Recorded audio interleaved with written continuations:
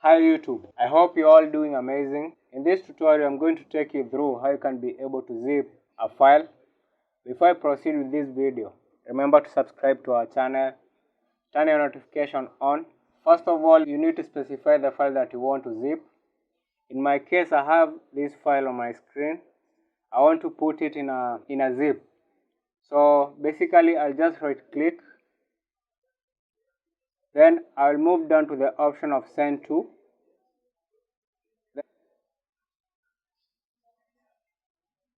And as you can see, here I have a zip folder. You can see you can rename. It comes with the option of renaming it. So you can name it, for example, in this case, I'll just name it Z.